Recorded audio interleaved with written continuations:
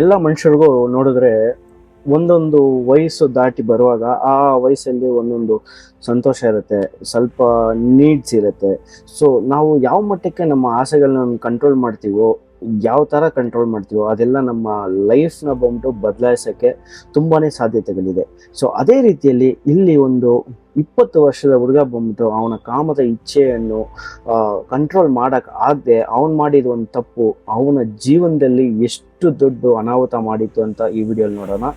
So ಈ ಚಾನೆಲ್ನ ನೀವು ಫಸ್ಟ್ ಟೈಮ್ ನೋಡ್ತಾ ಇದ್ರೆ ಮರೀದೆ ಡಾರ್ಕ್ ಸೀಕ್ರೆಟ್ಸ್ ಕಾರಣನ ಬಂದ್ಬಿಟ್ಟು ನೀವು ಸಬ್ಸ್ಕ್ರೈಬ್ ಮಾಡಿ, ಪಕ್ಕದಲ್ಲಿರೋ ಬೆಲ್ ನೋಟಿಫಿಕೇಶನ್ ಕ್ಲಿಕ್ ಮಾಡಿದ್ರೆ ನಾನು ವಿಡಿಯೋನ ಪಬ್ಲಿಷ್ ಮಾಡ್ತಾ ಇದ್ದೇನೆ, ನಿಮ್ಗೆ ನೋಟಿಫಿಕೇಶನ್ ಬರುತ್ತೆ. ಸೊ ನೀವು ಬಂದ್ಬಿಟ್ಟು ಡಾರ್ಕ್ ಸೀಕ್ರೆಟ್ಸ್ ಈ ಥರ ಅನಾಹುತ ಇಲ್ಲಿ ಇಂಡಿಯಾದಲ್ಲಿ ನಡೆಯುವ ಎಲ್ಲ ಕಡೆ ನಡೆಯುವ ಒಂದು ಅನಾಹುತಗಳನ್ನು ನಾನು ನಿಮಗೆ ತೋರಿಸ್ತಾನೆ ಇರ್ತೀನಿ.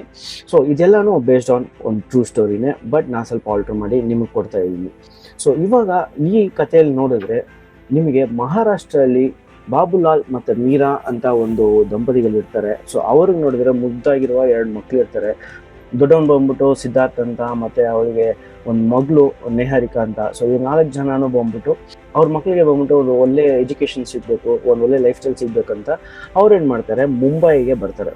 ಮುಂಬೈಲಿ ಒಂದು ಮನೆ ತೊಗೊಂಡು ಅವ್ರದ್ದಾಗಿರೋ ಒಂದು ಗ್ರಾಸರಿ ಶಾಪ್ನ ನಡೆಸ್ತಾ ಇರ್ತಾರೆ.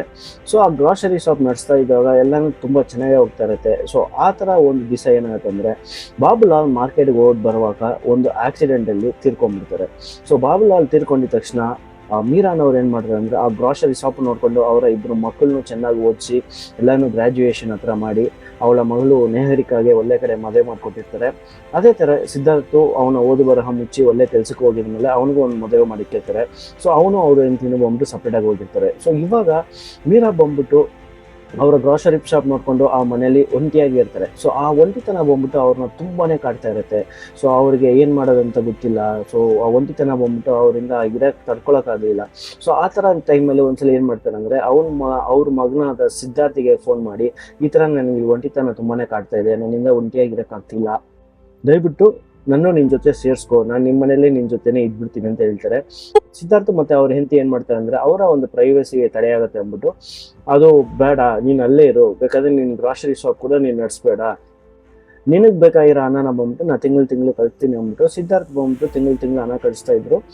ಮೀರಾ ಅನ್ನೋರು ಒಬ್ಬರೇ ಇದ್ರು, ಗ್ರಾಸರಿ ಶಾಪು ನಡೆಸ್ತಾ ಇರಲಿಲ್ಲ. ಸೊ ಅವ್ರಿಗೆ ಏನು ಮಾಡೋದಂತ ಗೊತ್ತಿಲ್ಲದೆ ಆ ಒಂಟಿತನನ ಹೆಂಗೆ ಅವರು ಫೇಸ್ ಮಾಡೋದು ಅಂತ ಅವ್ರೇನು ಮಾಡ್ತಾರೆ ಅಂದರೆ ಒಂದು ಸ್ಮಾರ್ಟ್ ಫೋನ್ ತೊಗೊಳ್ತಾರೆ. ಸೊ ಸ್ಮಾರ್ಟ್ ಫೋನ್ ತೊಗೊಂಡು ಅವ್ರು ಅದ್ರಲ್ಲಿ ಸ್ವಲ್ಪ ಟೈಮ್ ಪಾಸ್ ಮಾಡ್ತಾನೆ ಇರ್ತಾರೆ. ಬಟ್ ಇದ್ರೂ ಅವ್ರಿಗೆ ಆ ಒಂಟಿತನ ತುಂಬಾ ಕಾಡ್ತಾ ಇರುತ್ತೆ. ಸೊ ಇವಾಗ ಈ ಮೀರಾ ಅನ್ನೋರಿಗೆ ವಯಸ್ಸು ಎಷ್ಟಂತ ನೋಡಿದ್ರೆ 50, ಆಲ್ಮೋಸ್ಟ್ ಅಜ್ಜಿ. ಸೊ ಈ ಅಜ್ಜಿಗೆ ಬಂದ್ಬಿಟ್ಟು ಏನಾಗುತ್ತೆ ಅಂದರೆ ಅವ್ರ ಒಂಟಿತನದಿಂದ ಹೆಂಗಾದ್ರೂ ಆಚೆ ಬರಬೇಕಂತ ಲೈಂಗಿಕ ಸಂಬಂಧಪಟ್ಟಿರೋ ವೀಡಿಯೋಸ್ನ ಜಾಸ್ತಿ ನೋಡೋಕ್ಕೆ ಸ್ಟಾರ್ಟ್ ಮಾಡ್ತಾರೆ. ಸೊ ಈ ಪಾರ್ನ್ ವೀಡಿಯೋಸ್ನ ಜಾಸ್ತಿ ಮಟ್ಟಕ್ಕೆ ನೋಡ್ತಾರೆ. ಸೊ ಅವ್ರ ಒಂಟಿತನನ ಕಳೆಯುತ್ತೆ. ಸೊ ಇದೇ ಥರ ನಡೀತಾ ಇರುವಾಗ ಅವ್ರ ಮನೆಯಲ್ಲಿ ಒಂದು ಚಿಕ್ಕ ಪೋರ್ಷನ್ ಇತ್ತು. ಸೊ ಆ ಪೋರ್ಷನ್ನ ಬಂದ್ಬಿಟ್ಟು ಬಾಡಿಗೆ ಬಿಡೋಣ ಅಂತ ಬಾಡಿಗೆಗೆ ಟೂಲೆಟ್ ಬೋರ್ಡ್ ಹಾಕಿರ್ತಾರೆ.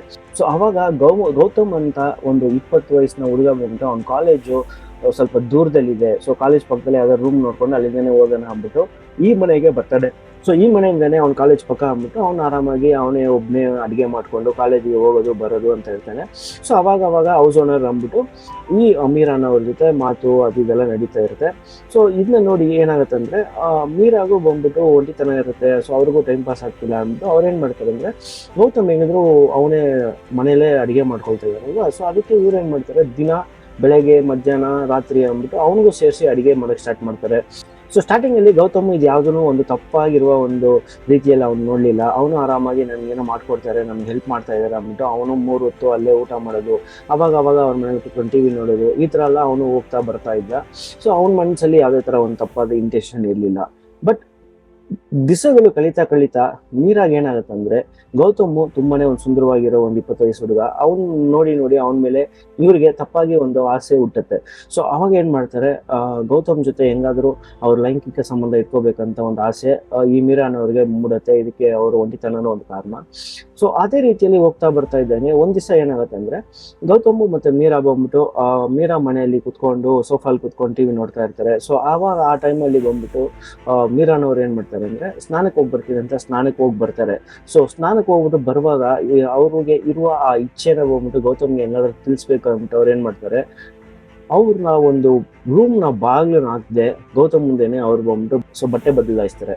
ಸೊ ಇದನ್ನ ನೋಡಿದ ಗೌತಮ್ಗೆ ಏನ್ ಹೇಳೋದು ಏನ್ ಮಾಡೋದು ಅಂತ ತೋರಿಸ್ದೆ. ಅವನೇನ್ ಮಾಡ್ತಾನೆ, ಅಲ್ಲಿಂದ ಹೋಗ್ಬಿಡ್ತಾನೆ. ಸೊ ಅಲ್ಲಿಂದ ಅವನ ರೂಮ್ಗೆ ಹೋಗಿದ್ಮೇಲೆ ಅವನಿಗೂ ಸ್ವಲ್ಪ ಈ ತರ ಒಂದು ಕಾಮದ ಇಚ್ಛೆ ಬಂದ್ಬಿಟ್ಟು ಅವನಿಗೆ ಮೂಡಿರುತ್ತೆ. ಸೊ ಏನ್ ಮಾಡೋದು, ಯಾಕೆ ಹಿಂಗ್ ಮಾಡಿದ್ರು, ಅವ್ರಿಗೆ ನನ್ನ ಮೇಲೆ ಏನಾದ್ರು ಆಸೆ ಇದೆಯಾ, ಯಾಕೆ ಹಿಂಗಾಯ್ತು ಅಂತ ಅವನಿಗೂ ಸ್ವಲ್ಪ ಈ ಕೆಟ್ಟ ರೀತಿಯಾದ ಒಂದು ಯೋಚನೆಗಳು ಬಂದ್ಬಿಟ್ಟು ಅವ್ನಿಗೆ ಕಾಡ್ತಾ ಇರುತ್ತೆ. ಬಟ್ ಆಮೇಲೆ ಮಾರನೇ ದಿವಸನೋ ಆಮೇಲೆ ಒಂದು 2-3 ದಿವಸ ಬಂದ್ಬಿಟ್ಟು ಅವರು ಆರಾಮಾಗಿ ನಾರ್ಮಲ್ ಆಗಿರ್ತಾರೆ, ಇದ್ರ ಬಗ್ಗೆ ಏನು ಮಾತಾಡ್ಕೊಂಡಿಲ್ಲ. ಒಂದ್ ದಿವಸ ಗೌತಮ್ ಬಂದ್ಬಿಟ್ಟು ರಾತ್ರಿ ಊಟ ಮಾಡಿ ಅವ್ನ ರೂಮ್ ಓಡುವಾಗ ಇವ್ರು ಹೇಳ್ತಾರೆ, ಮೀರಾ ಅನ್ನೋರು ಅಂದ್ಬಿಟ್ಟು, ನನಗೆ ತುಂಬಾ ಭಯ ಆಗ್ತಿದೆ ಇವತ್ತು ಒಂದ್ ದಿವಸ ನಿನ್ನ ಜೊತೆನೆ ಇಲ್ಲೇ ಮಲ್ಕೋ ಅಂತ ಅವನು ಹೇಳ್ತಾರೆ. ಇವನು ಬಂದ್ಬಿಟ್ಟು ಇದೇ ಸಿಕ್ಕಿದೆ ಚಾನ್ಸ್ ಅಂದ್ಬಿಟ್ಟು ಅವನು ಅಲ್ಲೇ ಮಲ್ಗ್ತೀನಿ ಅಂತ ಒಪ್ಕೊಳ್ತಾನೆ. ಸೊ ಆ ರೀತಿಯಲ್ಲಿ ಅವರಿಬ್ರು ಮಲಗಿರುವಾಗ ಏನಾಗುತ್ತೆ ಅಂದ್ರೆ ಒಬ್ರು ನೋಡ್ಕೊಂಡು ಅವ್ರಿಗಿರುವ ಕಾಮದ ಇಚ್ಛೆಯನ್ನು ಒಬ್ರಿಗೊಬ್ರು ತಿಳಿಸಿದ ಮೇಲೆ ಸೊ ಅದೇ ರಾತ್ರಿ ಅವರಿಬ್ರು ಬಂದ್ಬಿಟ್ಟು ಲೈಂಗಿಕವಾಗಿ ಸಂಬಂಧವನ್ನು ಬೆಳೆಸ್ಕೊಳ್ತಾರೆ. ಸೊ ಆಮೇಲೆ ಇದು ತುಂಬಾನೇ ಕಂಟಿನ್ಯೂ ಆಗುತ್ತೆ. ಸೊ ಗೌತಮು ಆ ಟೈಮಲ್ಲಿ ಅವನ ಒಂದು ಕಾಮದ ಇಚ್ಛೆಯನ್ನು ಅವ್ನು ಕಂಟ್ರೋಲ್ ಮಾಡಿದ್ರೆ ಅವನ ಲೈಫ್ ತುಂಬಾನೇ ಚೆನ್ನಾಗಿದ್ದಿರುತ್ತೆ. ಬಟ್ ಇವಾಗ ಅವನು ಆಲ್ರೆಡಿ ಮಾಡಬಾರ್ದಾಗಿರೋ ತಪ್ಪನ್ನ ಮಾಡ್ಬಿಟ್ಟ. ಸೊ ಇವರಿಬ್ರು ಇದೇ ತರ ಒಂದು ಲೈಂಗಿಕ ಸಂಬಂಧದಲ್ಲಿ ತುಂಬಾ ದಿವಸ ಇದ್ರು. ಇವನು ಬಂದ್ಬಿಟ್ಟು ಅವನಿಗೆ ಬೇಕಾಗಿರುವ ಫಿಸಿಕಲ್ ನೀಡ್ಸ್, ಯಾಕಂದ್ರೆ ಗೌತಮ್ಗೆ ಬಂದ್ಬಿಟ್ಟು ಮೀರಾ ಮೇಲೆ ಯಾವುದೇ ತರ ಒಂದು ಲವ್ ಇಲ್ಲ, ಬರೀ ಅವನ ಕಾಮದ ಇಚ್ಛೆಯನ್ನು, ಅವನ ದೇಹದ ಇಚ್ಛೆಯನ್ನು ತೀರ್ಸ್ಕೊಳಕ್ ಮಾತ್ರ ಅವ್ರ ಜೊತೆ ರಿಲೇಶನ್ಶಿಪ್ ಇಕ್ಕಿದ್ದ. ಬಟ್ ಇದು ಹೋಗ್ತಾ ಮೀರಾಗೆ ಬಂದ್ಬಿಟ್ಟು ಗೌತಮ್ ಮೇಲೆ ತುಂಬಾನೇ ಒಂದು ಪ್ರೀತಿ ಜಾಸ್ತಿ ಆಗುತ್ತೆ. ಸೊ ಅವ್ನಿಗೆ ಬೇಕಾಗಿರೋದೆಲ್ಲ ನೋಡಿ ಮಾಡ್ತಾರೆ, ಒಳ್ಳೆ ಅಡಿಗೆ ಮಾಡ್ಕೊಡ್ತಾರೆ, ಪ್ಲಸ್ ಅವನಿಗೆ ಒಳ್ಳೆ ಡ್ರೆಸ್ಸು, ಒಳ್ಳೆ ಶೂ, ಪ್ಲಸ್ ಗೌತಮ್ ಬಂದ್ಬಿಟ್ಟು ಕಾಲೇಜಿಗೆ ಬಸ್ಸಲ್ಲೇ ಹೋಗಿ ಬರ್ತಾ ಇದ್ದ. ಸೊ ಅವ್ರು ಒಂದು 2 ಲಕ್ಷ ರೂಪಾಯಿ ಸಾಲ ಮಾಡಿ ಗೌತಮ್ಗೆ ಒಂದು ಹೊಸ ಬೈಕ್ ಕೊಡಿಸ್ತಾರೆ. ಸೊ ಅವ್ರಿಗೆ ಬಂದ್ಬಿಟ್ಟು ಇಷ್ಟು ದಿವಸ ಅವರು ಇಷ್ಟು ವರ್ಷ ಒಂಟಿತನದಲ್ಲೇ ಇದ್ದು ಇವಾಗ ಗೌತಮ್ ಸಿಕ್ಕಿದ ತಕ್ಷಣ ಎಲ್ಲಾ ಪ್ರೀತಿನ ಅವನ ಮೇಲೆ ತೋರ್ಸಕ್ಕೆ ಸ್ಟಾರ್ಟ್ ಮಾಡ್ತಾರೆ. ಅವ್ರು ನಿಜವಾಗ್ಲೂ ಪ್ರೀತಿ ಮಾಡೋಕ್ಕೂ ಸ್ಟಾರ್ಟ್ ಮಾಡ್ತಾರೆ. ಬಟ್ ಗೌತಮ್ ಬಂದ್ಬಿಟ್ಟು ಅವರು ಈ ತರ ಕೊಡ್ಸೋದು ಥಿಂಗ್ಸು, ವಸ್ತುಗಳು, ಬೈಕು, ಈ ತರ ಕಾಸು ಮತ್ತೆ ಅವನ ದೇಹದ ಇಚ್ಛೆಯನ್ನು ತೀರ್ಸ್ಕೊಳಕ್ ಮಾತ್ರ ಮೀರಾ ಜೊತೆ ಸಂಬಂಧ ಇಕ್ಕಿದ್ದ. ಇದೇ ತರ ದಿವಸಗಳು ಕಲಿತಾ ಏನಾಗುತ್ತಂದ್ರೆ ಅಕ್ಕಪಕ್ಕದಲ್ಲಿ ಇರೋರಲ್ಲ ಇವ್ರ ಮೇಲೆ ನೋಡಿ ಒಂದು ತಪ್ಪಾದ ಅಭಿಪ್ರಾಯ ಬಂದು ಬೆಳೆಸ್ಕೊಂಡಿರ್ತಾರೆ. ಪ್ಲಸ್ ಇದು ತುಂಬಾ ತಪ್ಪಾಗಿದಲ್ಲ ಇದು ಅನ್ಕೊಂಡು ಎಲ್ಲರೂ ಒಂಥರ ಮಾತಾಡಕ್ ಸ್ಟಾರ್ಟ್ ಮಾಡ್ತಾರೆ. ಸೊ ಅದು ಮೀರಾ ಇದ್ದಿದ್ದ ಅದೇ ಬೀದಿಯಲ್ಲಿ ಬಂದ್ಬಿಟ್ಟು ಸಿದ್ಧಾರ್ಥನ ಫ್ರೆಂಡ್ ಒಬ್ರು ಇದ್ದ. ಸೊ ಅವ್ರು ಏನ್ ಮಾಡಿದ್ರು ಅಂದ್ರೆ ಈ ತರ ನಡೀತಾ ಇದೆ ಅಂತ ಸಿದ್ಧಾರ್ಥ್ಗೆ ಡೈರೆಕ್ಟ್ ಆಗಿ ಫೋನ್ ಮಾಡಿ ಹೇಳ್ತಾರೆ, ಈ ತರ ಗೌತಮನ್ನ ಒಂದು ಚಿಕ್ಕ ಹುಡುಗನ ಜೊತೆ ನಿಮ್ಮಮ್ಮ ಅವಾಗ ಬೈಕಲ್ಲಿ ಹೋಗೋದು ಬರೋದು, ಪ್ಲಸ್ ಅವರಿಬ್ರು ಪಬ್ಲಿಕ್ ಅಲ್ಲಿ ನಡ್ಕೊಳ್ಳೋ ರೀತಿ ತುಂಬಾನೇ ಅಸಹ್ಯವಾಗಿದೆ, ಇದು ಯಾವ್ದು ಚೆನ್ನಾಗಿಲ್ಲ, ನೀನು ಇದೇನಂತ ಬಂದು ನೋಡು ಅಂತ ಹೇಳಿದ ಕೂಡಲೇ ಸಿದ್ಧಾರ್ಥ ಏನ್ ಮಾಡ್ತಾನೆ, ಅವ್ರ ಅಮ್ಮಗೆ ಏನು ವಿಷಯ ತಿಳಿಸಿದೆ ನೇರವಾಗಿ ಮೀರಾ ಇರುವ ಮನೆಗೆ ಬರ್ತಾನೆ. ಸೊ ಅವನು ಮನೆಗೆ ಬಂದು ನೋಡುವಾಗ ಸೋಫಾದಲ್ಲಿ ಕುಳಿತಿರುವ ಮೀರಾ ಮತ್ತೆ ಗೌತಮ್, ಸೊ ಅವ್ರು ಕೂತಿದ ರೀತಿ ನೋಡಿದ್ರೆ ತುಂಬಾನೇ ಒಂದು ಡಿಸ್ಕಂಫರ್ಟ್ ಬಂದ್ಬಿಟ್ಟು ಸಿದ್ಧಾರ್ಥಿಗೆ ಆಗಿತ್ತು. ಸೊ ಸಿದ್ಧಾರ್ಥ ಇಮಿಡಿಯೇಟ್ ಆಗಿ ಮನೆ ಹೊರಡೆ ಹೋಗಿ ಗೌತಮ್ನ ಆಚೆ ಹೋಗಕ್ಕೆ ಹೇಳ್ಬಿಟ್ಟು ಅವ್ರ ಅಮ್ಮ ಹತ್ರ ಮಾತಾಡ್ತಾನೆ, ನೀನ್ ಮಾಡ್ತಾ ಇರೋದು ಯಾವ್ದು ಸರಿ ಇಲ್ಲ, ಇಲ್ಲಿ ಅಕ್ಕಪಕ್ಕ ಇರೋರೆಲ್ಲ ನಿನ್ ಮೇಲೆ ತುಂಬಾನೇ ತಪ್ಪಾಗಿ ಮಾತಾಡ್ತಾ ಇದ್ದಾರೆ, ಇದು ಯಾವ್ದು ಬೇಡ, ನೀನ್ ಇಲ್ಲಿಂದ ನನ್ನ ಜೊತೆ ಬಂದ್ಬಿಡು, ನನ್ನ ಜೊತೆನೇ ಇಟ್ಟು ನಾನು ನಿನ್ ನೋಡ್ಕೊಳ್ತೀನಿ ಅಂತ ಹೇಳ್ತಾರೆ.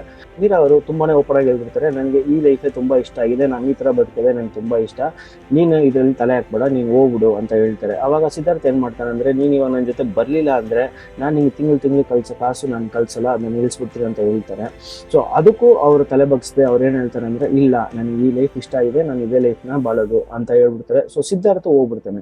ಸೊ ಸಿದ್ಧಾರ್ಥ ಹೋಗುವಾಗ ಏನ್ ಮಾಡ್ತಾನೆ ಅಂದ್ರೆ, ಅವಳ ತಂಗಿ ಆದ ನೇಹರಿಕಾಗ್ ಫೋನ್ ಮಾಡಿ ಈ ತರ ನಡೀತಾ ಇದೆ, ನೀನ್ ಒಂದ್ಸಲಿ ಅಮ್ಮ ಹತ್ರ ಮಾತಾಡಿ ನೀನ್ ಹತ್ರ ಕರ್ಸ್ಕೊ ಅಂತ ಹೇಳ್ತಾನೆ. ಸೊ ನೇಹರಿಕಾನು ಮೀರಾಗೆ ಕಾಲ್ ಮಾಡಿ ಇಲ್ಲಿ ಬಂದ್ಬಿಡು ಅಂತ ಹೇಳಿ ಅವಳು ಎಷ್ಟು ಮಾತಾಡ್ತಾಳೆ, ಬಟ್ ಯಾವ್ದಕ್ಕೂ ಬಂದ್ಬಿಟ್ಟು ಮೀರಾ ಒಪ್ಪಲ್ಲ. ಸೊ ಇವಾಗ ಅವ್ರಿಬ್ರು ನಿಮ್ ಇಷ್ಟ, ನೀವ್ ಹೆಂಗ್ ಬೇಕಾದ್ರೆ ಬದುಕೊಳ್ಳಿ ಅಂತ ಅವ್ರ ಅಮ್ಮನ ಬಿಟ್ಬಿಡ್ತಾರೆ. ಸೊ ಇವಾಗ ಮೀರಾಗೆ ಯಾವುದೇ ತರ ಒಂದು ಡಿಸ್ಟರ್ಬೆನ್ಸ್ ಇಲ್ಲ. ಸೊ ಅವಳು ಆರಾಮಾಗಿ ಗೌತಮ್ ಜೊತೆ ಈ ಲೈಫ್ನ ನೋಡ್ತಾ ಈ ಲೈಫ್ನ ಲೀಡ್ ಮಾಡ್ತಾನೆ ಇರ್ತಾಳೆ. ಒಂದ್ ದಿವಸ ಏನಾಗುತ್ತೆ ಅಂದ್ರೆ ನೋಡಿದ್ರೆ, ಇವರ ಒಂದು ಲೈಂಗಿಕ ಸಂಬಂಧ ಇಷ್ಟು ದಿವಸದಲ್ಲಿ ಮೀರಾ ಬಂದ್ಬಿಟ್ಟು ಪ್ರೆಗ್ನೆಂಟ್ ಆಗ್ಬಿಡ್ತಾಳೆ. ಸೊ ಇವಾಗ ಮೀರಾ ಬಂದ್ಬಿಟ್ಟು ಅವಳು ನೆಕ್ಸ್ಟ್ ಸ್ಟೇಜ್ಗೆ ಹೋಗ್ತಾಳೆ, ಗೌತಮ್ನ ಕರೆಸಿ ಈ ತರ ನಾನು ಪ್ರೆಗ್ನೆಂಟ್ ಆಗಿದ್ದೀನಿ, ನೀನ್ ನನ್ನ ಮದುವೆ ಮಾಡ್ಕೋ ಅಂತ ಫೋರ್ಸ್ ಮಾಡಕ್ ಸ್ಟಾರ್ಟ್ ಮಾಡ್ತಾಳೆ. ಇದರಲ್ಲಿ ಗೌತಮ್ಗೆ ಒಂಚೂರು ಇಷ್ಟ ಇಲ್ಲ, ಯಾಕಂದ್ರೆ ಅವ್ನ್ ಬರೀ 20 ವಯಸ್ಸು, ಇದು ಒಂದು ಅಜ್ಜಿ. ಸೊ ಇವಾಗ ನಿನ್ನ ನಾನು ಮದುವೆ ಮಾಡ್ಕೊಂಡ್ರೆ ನನ್ನ ಲೈಫ್ ಹಾಳಾಗ್ಬಿಡುತ್ತೆ, ನನ್ನ ಫ್ಯಾಮಿಲಿ ಮಾನ ಹೋಗ್ಬಿಡುತ್ತೆ, ಇದು ಯಾವ್ದಕ್ಕೂ ನಾವು ಒಪ್ಪಲ್ಲ, ನಾನು ದಯವಿಟ್ಟು ಬಿಟ್ಬಿಡಿ, ನಾನು ಬರೀ ನಿಮ್ಮ ಕಾಸು ಮತ್ತೆ ನಿಮ್ಮ ಹತ್ರ ಸಿಗ್ತಾ ಇದ್ದ ಆ ಲೈಂಗಿಕ ಸಂತೋಷಕ್ಕೆ ಮಾತ್ರ ನಾನು ನಿಮ್ ಜೊತೆ ಇದ್ದೆ ಅಂತ ಓಪನ್ ಆಗಿ ಹೇಳ್ತಾರೆ. ಬಟ್ ಮೀರಾ ಒಪ್ಪೋದೇ ಇಲ್ಲ. ಸೊ ಮೀರಾ ಯಾವುದೇ ರೀತಿಯಾಗೂ ಒಪ್ಪಲ್ಲ ಅಂತ ಗೊತ್ತಾಗಿದ್ಮೇಲೆ ಗೌತಮ್ ಏನ್ ಮಾಡ್ತಾನೆ, ಆ ಮನೆಯಿಂದ ಓಡೋಗ್ಬಿಡ್ತಾನೆ. ಅವನು ಓಡೋಗಿ 1 ವಾರ ಆಗಿರುತ್ತೆ. ಮೀರಾ ಪದೇ ಗೌತಮ್ ಕಾಲ್ ಮಾಡ್ತಾ ಇರ್ತಾಳೆ, but switch off, not reachable ಇದೇ ತರ ಬರ್ತಾ ಇರುತ್ತೆ. ಇವಾಗ ಮೀರಾಯಿಂದ ಇನ್ನೂ ಮುಂದೆ ಹೆಂಗ್ ಮಾಡೋದು ಅಂತ ಗೊತ್ತಿಲ್ಲದೆ ನೇರವಾಗಿ ಪೊಲೀಸ್ ಸ್ಟೇಷನ್ಗೆ ಹೋಗ್ಬಿಟ್ಟು ಮೀರಾ ಮತ್ತು ಗೌತಮ್ ಲೈಂಗಿಕ ಸಂಬಂಧದಲ್ಲಿ ಇರುವಾಗ ಅವಳು ತೆಗೆದಿದ್ದು ಫೋಟೋಸು ಮತ್ತು ವೀಡಿಯೋಸು ಪೊಲೀಸವ್ರ ಹತ್ರ ತೋರಿಸಿ, ಇವಾಗ ನಾನು ಪ್ರೆಗ್ನೆಂಟ್ ಆಗಿದ್ದೀನಿ, ಮದುವೆ ಮಾಡ್ಕೊಳ್ಳೋಕೆ ಕೇಳಿದೆ, ಇವ್ರು ನನ್ನ ಹತ್ರ ಕಾಸು ಮತ್ತು ಅವನ ಇಚ್ಛೆನ ತಿಳಿಸ್ಕೊಂಡು ನಾನು ಯಾಮಾರಿಸ್ಬಿಟ್ಟು ಓಡೋಗ್ಬಿಟ್ಟ, ಇವಾಗ ಫೋನ್ ಸ್ವಿಚ್ ಆಫ್ ಆಗಿದೆ, ನೀವೇ ಹೆಂಗಾದರೂ ನನ್ನ ಕಂಡು ಹಿಡಿದು ಕೊಡಬೇಕು ಅವನ್ನ ಅಂತ ಕೇಳ್ಕೊಳ್ತಾರೆ. ಪೊಲೀಸರಿಗೆ ಫಸ್ಟ್ ಕೇಳಿದಾಗ ತುಂಬಾ ಶಾಕ್ ಆಗುತ್ತೆ, ಯಾಕಂದರೆ ಅವನು 30 ವಯಸ್ಸು ಹುಡುಗ, ಇದು 5 ವಯಸ್ಸಿನ ಅಜ್ಜಿ.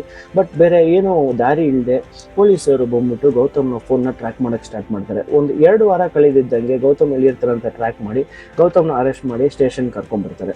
ಸೊ ಸ್ಟೇಷನ್ ಕರ್ಕೊಂಡ್ಬಂದಿದ್ಮೇಲೆ ಪೊಲೀಸರ ಮುಂದೇನು ಗೌತಮ್ ಅದೇ ಹೇಳ್ತಾನೆ, ನನ್ನ ವಯಸ್ಸಿಗೆ ನಾನು ಮಾಡಿದ ತಪ್ಪೆ, ನಾನು ನನ್ನ ಆಸೆನ ಕಂಟ್ರೋಲ್ ಮಾಡೋಕ್ಕಾಗದೆ ಇವರೇ ನನ್ನ ಸೆಡ್ಯೂಸ್ ಮಾಡಿದ್ದು. ಫಸ್ಟಲ್ಲಿ ಅವರು ಸೆಡ್ಯೂಸ್ ಮಾಡುವಾಗ ನಾನು ಆ ಬಳೆಯಲ್ಲಿ ನಂಬಿದ್ಬಿಟ್ಟೆ, ಇವಾಗ ನಾನು ಅವ್ರನ್ನ ಮದುವೆ ಮಾಡ್ಕೊಳಕ್ಕಾಗಲ್ಲ ಅಂತ ಹೇಳ್ತಾನೆ. ಸೊ ಈ ವಿಷಯ ಬಂದ್ಬಿಟ್ಟು ಗೌತಮ್ ಅವರ ಅಪ್ಪ ಅಮ್ಮ ಗೊತ್ತಾಗಿ ಗೌತಮ್ ಅವರ ಅಪ್ಪ ಅಮ್ಮನೂ ಸ್ಟೇಷನ್ಗೆ ಬರ್ತಾರೆ. ಸೊ ಎಲ್ಲರೂ ಅವಳ ಹತ್ರ ಮೀರಾ ಹತ್ರ ಮಾತಾಡ್ಬಿಡ್ತಾರೆ. ಬಟ್ ಮೀರಾ ಯಾವುದೇ ಕಾರಣಕ್ಕೂ ಯಾವುದೇ ರೀತಿಯಲ್ಲಿ ಅವ್ರು ಸಮಾಧಾನ ಮಾಡಿದ್ರು ಇವನು ಒಪ್ಪಲಿಲ್ಲ. ಕೊನೆಗೆ ಗೌತಮ್ ಬೇರೆ ದಾರಿ ಇಲ್ಲದೆ ಅದೇ ಪೊಲೀಸ್ ಸ್ಟೇಷನಲ್ಲಿ ಮೀರಾನ ಕತ್ತಿಗೆ ತಾಳಿ ಕಟ್ಟಬೇಕಾಗಿರೋ ಒಂದು ಪರಿಸ್ಥಿತಿ, ಅವನು ತಾಳಿ ಕಟ್ತಾನೆ. ಕಟ್ಟಿದ ಮೇಲೆ ಮೀರಾ ಯಾವುದೇ ಒಂದು ನಾಚಿಕೆ ಮಾನ ಮರ್ಯಾದೆ ಇಲ್ಲದೆ ಇವಳು ಆ 20 ವಯಸ್ಸು ಗೌತಮ್ನ ಮನೆಗೆ ಸೊಸೆಯಾಗಿ ಹೋಗ್ತಾಳೆ, ಸೊಸೆಯಾಗಿ ಅಲ್ಲಿ ಬಾಳ್ತಾಳೆ. ಬಟ್ ಇವ್ರು 3 ಜನಕ್ಕೂ ಅಲ್ಲಿ ತುಂಬಾನೇ ಕಷ್ಟ ಆಗ್ತಿರತ್ತೆ, ಗೌತಮ್ಗೆ, ಅವ್ರ ಅಪ್ಪಗೆ, ಅವ್ರ ಅಮ್ಮಗೆ. ಸೊ ಪ್ರತಿದಿನ ಅವ್ರು ಏನೋ ಒಂದು ಫೋರ್ಸ್ ಮಾಡ್ತಾರೆ, ಏನೋ ಒಂದು ರಿಕ್ವೆಸ್ಟ್ ಮಾಡ್ತಾರೆ, ಬಟ್ ಯಾವುದು ಮೀರಾ ಕಿವಿಗೆ ಹಾಕೊಳ್ಳಿಲ್ಲ. ಸೊ ಇದು ದಿವಸ ಹೋಗ್ತಾ ಹೋಗ್ತಾ ಗೌತಮ್ ಅಕ್ಕಪಕ್ಕ ಇರೋರೆಲ್ಲ ಇವ್ರ ಬಗ್ಗೆ ಒಂಥರ ವಿಚಿತ್ರವಾಗಿ ಕೆಟ್ಟದಾಗಿ ಮಾತಾಡಕ್ಕೆ ಸ್ಟಾರ್ಟ್ ಮಾಡ್ತಾರೆ. ಗೌತಮ್ ಅವ್ರ ಅಮ್ಮನೋ ಅಪ್ಪನೋ ಆಚೆ ಹೋಗೋವಲ್ಲ, ಅವ್ರ ಮುಖದ ಮುಂದೆ ಆಗಲಿ ಇಲ್ಲ ಮುಖದ ಹಿಂದೆ ಆಗಲಿ ಕೊಚ್ಚವಾಗಿ ಮಾತಾಡ್ತಾ ಇದ್ದಿದ್ದು ಇವರಿಂದ ತಡೆಯೋಕ್ಕಾಗದೆ ಇವರು ಮೀರಾನ ಮನೆ ಬಿಟ್ಟು ಆಚೆ ಹೋಗೋಕ್ಕೆ ತುಂಬಾನೇ ಫೋರ್ಸ್ ಮಾಡ್ತಾರೆ. ಸೊ ಅವಾಗ ಮೀರಾ ಏನ್ ಮಾಡ್ತಾರೆ ಅಂದ್ರೆ ಪಕ್ಕದಲ್ಲಿರೋ ಪೊಲೀಸ್ ಸ್ಟೇಷನ್ಗೆ ಹೋಗ್ಬಿಟ್ಟು, ಸೊ ಇವ್ರ 3 ಜನ ನನ್ನ ತುಂಬಾನೇ ಕಾಟ ಕೊಡ್ತಾ ಇದ್ದಾರೆ, ಡೌರಿ ಬೇಕು ಅಂದ್ಬಿಟ್ಟು. ಸೊ ಅದಕ್ಕೆ ಇವ್ರ 3 ಜನ ಮೇಲೆ ಅವ್ರು ಬಂದ್ಬಿಟ್ಟು ಡೌರಿ ಕೇಸ್ಗೆ ಫೈಲ್ ಮಾಡ್ತಾಳೆ. ಸೊ ಆ ಕೇಸ್ನ ಮುಖಾಂತರ ಆ ಪೊಲೀಸ್ ಸ್ಟೇಷನ್ನಿಂದ ಏನು ಮಾಡ್ತಾರೆ ಅಂದರೆ ಗೌತಮು, ಅವ್ರ ಅಪ್ಪ, ಅವ್ರ ಅಮ್ಮ 3 ಜನನೂ ಅರೆಸ್ಟ್ ಮಾಡ್ತಾರೆ. ಬಟ್ ಒಂದು 3 ವಾರ 4 ವಾರ ಹಬ್ಬ ಬಂದರೆ 1 ತಿಂಗಳಲ್ಲಿ ಈ ಕೇಸಲ್ಲಿ ಮೀರಾ ಹೇಳಿದ್ದು ಬಂದ್ಬಿಟ್ಟು ಒಂದು ಫಾಲ್ಸ್ ಕಂಪ್ಲೇಂಟು, ಇದು ಬಂದ್ಬಿಟ್ಟು ನಿಜ ಇಲ್ಲ ಅಂತ ಹೇಳಿ ಅವ್ರನ್ನ ರಿಲೀಸ್ ಮಾಡ್ತಾರೆ.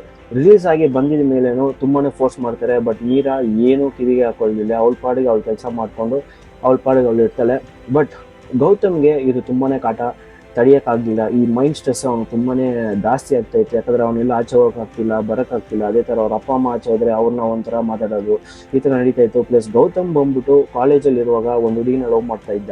ಸೊ ಆ ಹುಡುಗಿಗೂ ಈ ವಿಷಯ ಗೊತ್ತಾಗಿ ಅವಳು ಬೇರೆ ಒಬ್ಬನ ಮದುವೆ ಮಾಡ್ಕೊಂಡಿದ್ಮೇಲೆ ಇವನು ತುಂಬಾ ಡಿಪ್ರೆಷನ್ಗೆ ಹೋಗ್ಬಿಡ್ತಾನೆ. ಸೊ ಇವಾಗ ಏನು ಮಾಡೋದು ಅಂತ ಗೊತ್ತಿಲ್ಲದೆ ಗೌತಮ್ ಏನು ಮಾಡ್ತಾನೆ ಅಂದರೆ ಕೊನೆಯಲ್ಲಿ ಅವ್ನು ಬಂದ್ಬಿಟ್ಟು ಆತ್ಮಹತ್ಯೆ ಮಾಡ್ಕೊಳ್ಳೋದೇ ಒಂದೇ ದಾರಿ ಅಂತ ಅವ್ನು ನಿರ್ಧಾರ ಮಾಡಿ ಅವ್ನ ಫೋನಲ್ಲಿ ಒಂದು ವಿಡಿಯೋ ರೆಕಾರ್ಡ್ ಮಾಡ್ತಾನೆ. ಸೊ ಮೀರಾನೇ ಸ್ಟಾರ್ಟಿಂಗಲ್ಲಿ ನನಗೆ ಒಂದು ಆಸೆನ ತೋರಿಸಿ ನಾನು ಆಸೆನ ಬಂದ್ಬಿಟ್ಟು ನನ್ನಿಂದ ಕಂಟ್ರೋಲ್ ಮಾಡೋಕ್ಕಾಗದೆ ನಾನು ಆ ಬಲೆಯಲ್ಲಿ ಬಿದ್ದು ನಾನು ಇವಾಗ ನನ್ನ ಲೈಫ್ ಹಾಳು ಮಾಡ್ಕೊಂಡಿದ್ದೀನಿ. ಸೊ ಇವಾಗ ನನ್ನಿಂದ ಬೇರೆ ಇವಳು ಇರೋ ತನಕ ನಾನು ಬೇರೆ ಮದುವೆ ಮಾಡಿಕೊಂಡು ನನ್ನ ಲೈಫ್ನ ಸಂತೋಷವಾಗಿ ಲೀಡ್ ಮಾಡೋಕ್ಕಾಗಲ್ಲ, ಅದರಿಂದ ನನ್ನ ಸಾವಿಗೆ ಮೀರಾನೇ ಮುಖ್ಯವಾದ ಕಾರಣ ಅಂತ ಹೇಳಿ ಒಂದು ವಿಡಿಯೋ ರೆಕಾರ್ಡ್ ಮಾಡಿಕ್ಕೆ ಅವನು ಆತ್ಮಹತ್ಯೆ ಮಾಡ್ಕೊಳ್ತಾನೆ. ಸೊ ಅವನು ಆತ್ಮಹತ್ಯೆ ಮಾಡ್ಕೊಂಡಿದ ತಕ್ಷಣ ಸ್ವಲ್ಪ ಹೊತ್ತಲ್ಲೇ ಅವ್ರ ಅಪ್ಪ ಅಮ್ಮ ಬಂದು ಅವ್ನು ಬಿದ್ದಿರೋದು ನೋಡಿ ಇಮಿಡಿಯೇಟ್ ಆಗಿ ಹಾಸ್ಪಿಟಲ್ ಕರ್ಕೊಂಡು ಹೋಗೋಣ ಅಂತ ಕರ್ಕೊಂಡು ಹೋಗ್ತಾರೆ. ಬಟ್ ಡಾಕ್ಟರ್ ಬಂದ್ಬಿಟ್ಟು ಅಲ್ಲಿ ಕನ್ಫರ್ಮ್ ಮಾಡ್ಬಿಡ್ತಾರೆ, ನಿಮ್ಮ ಮಗ ಬಂದ್ಬಿಟ್ಟು ಆಲ್ರೆಡಿ ತೀರ್ಕೊಂಡಿದ್ದಾನೆ. ಸೊ ಅವಾಗ ಅವ್ರ ಅಪ್ಪ ಬಂದ್ಬಿಟ್ಟು ಗೌತಮ್ನ ಪಾಕೆಟಲ್ಲಿ ಒಂದು ಫೋನ್ ಇರುತ್ತೆ, ಆ ಫೋನ್ನ ಎತ್ತಿ ಆ ವಿಡಿಯೋ ಅವ್ನು ರೆಕಾರ್ಡ್ ಮಾಡಿದ್ನ ನೋಡ್ತಾರೆ. ನೋಡಿದ್ಮೇಲೆ ನೇರವಾಗಿ ಪೊಲೀಸ್ ಸ್ಟೇಷನ್ ಹತ್ರ ಹೋಗಿ ಈ ವಿಡಿಯೋನ ತೋರಿಸಿ ಅವರು ಮೀರಾ ಮೇಲೆ ಒಂದು ಕಂಪ್ಲೇಂಟ್ ರಿಜಿಸ್ಟರ್ ಮಾಡ್ತಾರೆ. ಸೊ ಕಂಪ್ಲೇಂಟ್ ರಿಜಿಸ್ಟರ್ ಆಗಿದ್ದ ಕೂಡಲೇ ಪೊಲೀಸರು ಏನು ಮಾಡ್ತಾರೆ ಅಂದರೆ ಮೀರಾನ ಅರೆಸ್ಟ್ ಮಾಡ್ತಾರೆ, ಜೈಲಿಗೆ ಹಾಕ್ತಾರೆ. ಬಟ್ ಮೀರಾ ಬಂದ್ಬಿಟ್ಟು ಪ್ರೆಗ್ನೆಂಟ್ ಆಗಿದ್ದು ಒಂದು ಕಾರಣ ಇಕ್ಕಿ ಅವಳು ಬಂದ್ಬಿಟ್ಟು ಬೇಲಲ್ಲಿ ಆಚೆ ಬರ್ತಾಳೆ. ಬೇಲಲ್ಲಿ ಆಚೆ ಬಂದಿದ ಮೇಲೆ ಅವಳಿಗೆ ಒಂದು ಮುದ್ದಾದ ಒಂದು ಹೆಣ್ಮಗಳು ಬಂದ್ಬಿಟ್ಟು ಹುಟ್ಟುತ್ತೆ. ಸೊ ಇವಾಗ ಮೀರಾ ಬಂದ್ಬಿಟ್ಟು ಆ ಮಗಳನ್ನೂ ಸಾಕೊಂಡು ಕೋರ್ಟ್ ಕೇಸನ್ನು ನೋಡ್ಕೊಳ್ತಾ ಇದ್ದಾಳೆ. ಸೊ ಇಲ್ಲಿ ತನಕ ಆ ಕೇಸು ಕೋರ್ಟಲ್ಲಿ ನಡೀತಾನೆ ಇದೆ. ಸೊ ಈ ಥರ ನಮ್ಮ ಕಾಮದ ಇಚ್ಛೆಯನ್ನು ಇಲ್ಲ ನಮ್ಮ ಒಂದು ಸಂತೋಷ ಇಲ್ಲ ಸುಖವನ್ನು ಕಂಟ್ರೋಲ್ ಮಾಡೋಕ್ಕಾಗಿಲ್ಲ ಅಂದರೆ ಗೌತಮ್ ನಡೆದ ಗತಿನೇ ಹಲವಾರು ಜನ ನಡೆಯುತ್ತೆ. ಸೊ ಎಲ್ಲ ವಯಸ್ಸಲ್ಲೂ ಎಲ್ಲರಿಗೂ ಒಂದೊಂಥರ ಆಸೆಗಳು ಬರುತ್ತೆ. ಸೊ ಅದು ಎಷ್ಟು ಮಟ್ಟಿಗೆ ನಾವು ಕಂಟ್ರೋಲಲ್ಲಿ ಇಟ್ಕೊಂಡು ಎಷ್ಟು ನಿಯತ್ತಿಂದ ನಾವು ನಡ್ಕೊಳ್ತೀವೋ ಅದು ನಮ್ಮ ಲೈಫ್ ಹೆಂಗೆ ಮುಂದಕ್ಕಿರುತ್ತೆ ಅಂತ ನಿರ್ಧಾರ ಮಾಡುತ್ತೆ. ಸೊ ಇವಾಗ ಗೌತಮ್ ಆಗಿದ್ದು ಈ ಘಟನೆ ಬಗ್ಗೆ ನಿಮ್ಗೆ ಏನು ಅನಿಸ್ತು ಅಂತ ಕಮೆಂಟ್ ಸೆಕ್ಷನ್ ಮುಖಾಂತರ ನನ್ನ ಜೊತೆ ಶೇರ್ ಮಾಡ್ಕೊಳ್ಳಿ.